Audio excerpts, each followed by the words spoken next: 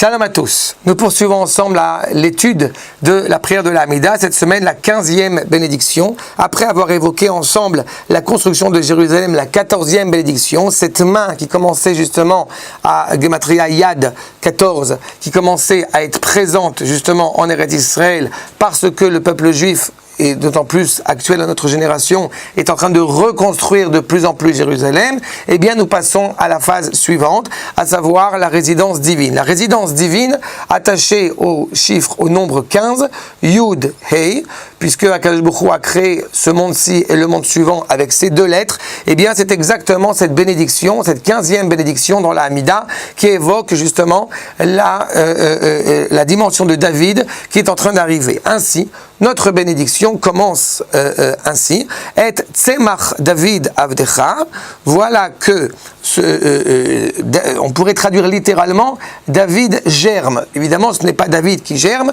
mais la royauté de David, ton serviteur, à quel on espère évidemment arrive rapidement, Mehera, eh bien, est en train au bout du compte de germer, est en train au bout du compte de grandir, de commencer à arriver. Au bout du compte, nous avons évidemment dans la fameuse tradition qui concerne les 4 anges tutélaires et qu'ils se sont posé la question, était-il reposant que l'homme soit créé ou non?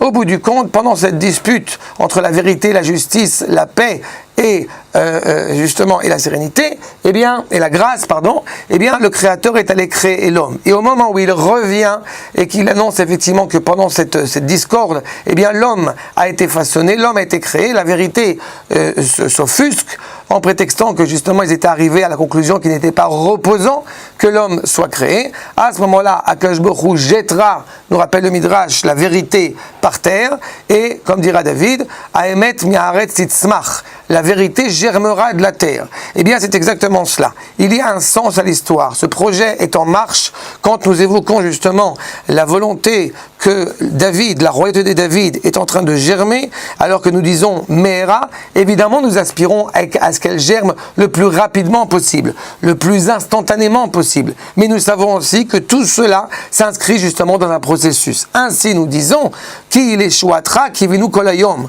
Cela implique qu'il y a un processus. C'est vers ta délivrance que nous espérons chaque jour. Nous souhaitons atteindre cette perfection. Mais ce n'est pas seulement justement pour nous, pour notre bien-être, mais au contraire, les Yeshuatra kivinu kol hayom. Notre peuple aspire à ce que justement le nom de Dieu soit délivré. Pas kol hayom, kol yom. Chaque jour, eh bien, nous aspirons justement que cette délivrance fasse honneur, que cette délivrance éclaire au bout du compte le peuple juif. Et il est certain que alors que d'autres évoqueraient l'idée que l'avènement messianique, eh bien, implique une période, même pas une période, une dimension instantanée de sérénité, nous sommes conscients, dans la prière de la Hamida, que ce processus est long, nous espérons le moins douloureux possible, mais nous le reconnaissons comme étant un processus et qui s'avérera totalement concret et inscrit justement dans la terre. Cet avènement messianique, comme la vérité, va germer de la terre, inspiré